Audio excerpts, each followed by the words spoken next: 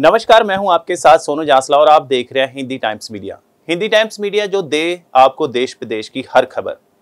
भारत एक ऐसा देश जहां हर बार हर तरफ खुशहाली ही खुशहाली, लेकिन आखिरकार भारत को किसकी नजर लग गई? अगर हम बात करें, अब ऐसा एक हादसा हुआ है उड़ीसा में, जिन्होंने पूरे देश में और देश विदेश में बसते लोगों का दिल दहला दिया। जी हाँ, मैं कर रहा हूं ट्रेन हादसे की, जिसमें सैकड़ों लोग अपनी जान से चले गए। आखिरकार कसूर किसका? ट्रेन ड्राइवर का, या फिर स्टेशन मास्टर जिसने सही समय पर इशारा नहीं किया, या फिर समय की सरकारों का? आज हम बात करने जा रहे हैं जानी मानी हस्ती चंडीगढ़ की कमलजीत सिंह पंछी जी से इस विषय के बारे में। स्वागत करते हैं पंछी जी का। सर नमस्कार। नमस्कार जी। सर क्या कहेंगे आप, जो उड़ीसा में ये हादसा हुआ है, जो सैकड़ों लोगों की जान चली गई, उसके बारे में? ये बहुत ही दर्दनाक हादसा हुआ है। इसमें नियरली 300 के करीब आदमियों की जान चली गई और हजारों में जख्मी हैं। ये बहुत ही बड़ा हादसा हुआ, आज तक इतना बड़ा हादसा कभी भी नहीं हुआ। इसमें जो कसूरवार है, मैं भी यही कहूँगा, उनको सख्त से सख्त सज़ा मिलनी चाहिए। मैं कल ही इंटरव्यू सुन रहा था अपने माननीय रेल मंत्री जी की। उन्होंने कहा हम आइडेंटिफाई कर चुके हैं जो इसके कसूरवार हैं, उनको जल्द ही सख्त सज़ा दी जाएगी। पर ऐसा हादसा होना नहीं चाहिए। ये जिसकी भी गलती है उसको वहाँ सोचना चाहिए। अगर वो रेलवे में भर्ती हैं, रेलवे में बैठे हैं, एक रिस्पॉन्सिबल जॉब पे हैं, अगर वो उन्होंने ख्याल नहीं किया, उनकी वजह से 3 ट्रेनें टकरा गई, इतने लोगों की जान चली गई। हमारी सच्ची श्रद्धांजलि उन लोगों के लिए है जो इस दुनिया से चले गए, उन परिवारों के साथ है। और हम ये चाहते हैं कि जो इसमें जख्मी हुए हैं, भगवान उनको जल्दी से जल्दी ठीक करे। और नो डाउट गवर्नमेंट ने कुछ मुआवजा भी दिया है, जो दुनिया से चले गए हैं, जो जख्मी हैं उनको लिए भी मुआवजा दिया। पर मैं फिर भी यही गवर्नमेंट से भी अपील करूँगा भी आगे से कुछ ऐसे सख्त कानून बनाए जाएँ ताकि जो अपनी ड्यूटी पे बैठा है वो बिल्कुल सतर्क होकर अपनी ड्यूटी करे, ताकि ऐसा कोई दुर्घटना ना हो। पंछी सर, अक्सर देखा जाता है कि जब ऐसे हादसे होते हैं तो सरकार मुआवजा दे देती है, लेकिन कहते हैं कि जिसका जाता है उसी को पता होता है। लेकिन अगर बात करें उस हादसे के बारे में, उस समय के अगर वाकये की बात करें तो लोगों ने ये बताया कि कुछ लोग पानी के मारे भी मर गए, कि हम उनको पानी नहीं पिला सके। बिल्कुल आपकी ठीक बात है। हादसा इतना ज़्यादा सख्त हुआ है भी गाड़ियाँ 3 टकरा गई, बेचारे नीचे दब गए। वहाँ कहाँ इंतजाम होगा पानी का या कुछ और चीज़ का? तो ये बिल्कुल वाकई ही गलत हुआ है। ऐसे हादसे नहीं होने चाहिए।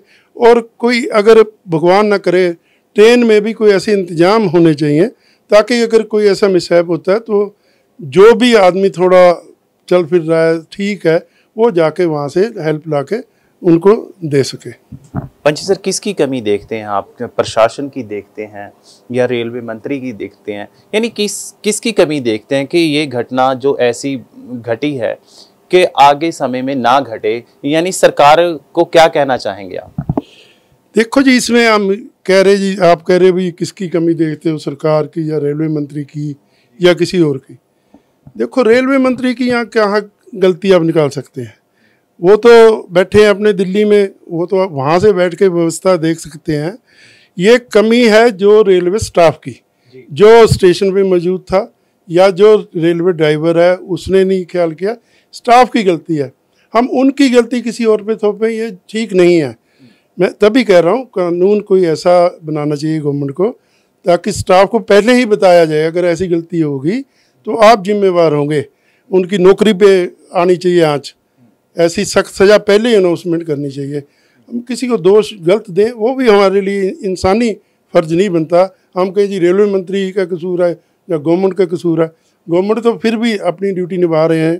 प्रधानमंत्री जी भी गए हैं वहाँ, मुआयना करके आए हैं, मुआवजा भी दे रहे हैं। मेरे ख्याल और भी कुछ ना कुछ गवर्नमेंट करेगी उन लोगों के लिए। सही बात है पंछी सर, आपने बहुत बढ़िया बोला।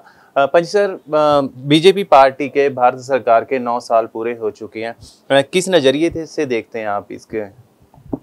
बीजेपी के 9 साल पूरे हो चुके हैं जी। मैं तो यही कहूँगा बहुत अच्छा नज़रिया है मेरा, और बहुत अच्छे काम हुए हैं जो आज तक नहीं हुए। इन 9 सालों में मोदी गवर्नमेंट ने जो काम किए हैं आपको पता ही है।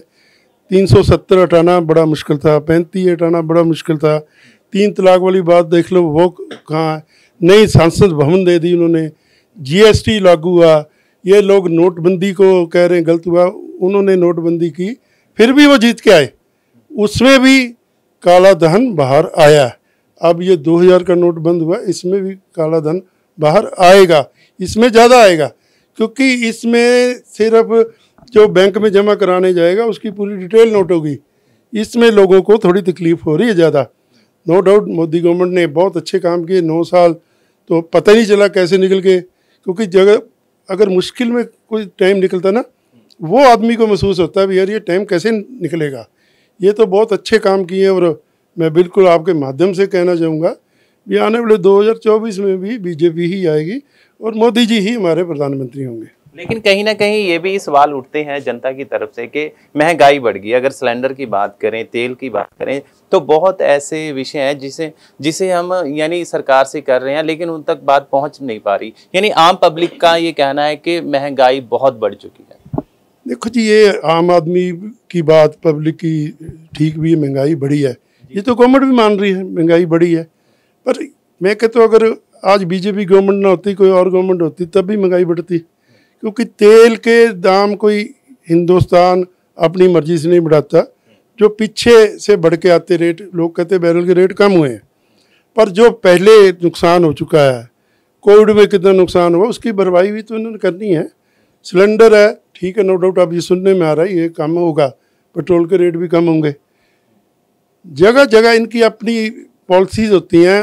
गवर्नमेंट ने पहले पूरे हिंदुस्तान का बजट भी देखना है, उसकी अर्थव्यवस्था भी देखनी है, उसके बाद ये जो रेट्स हैं इन पे आते हैं वो, और उम्मीद है महंगाई भी कम होगी।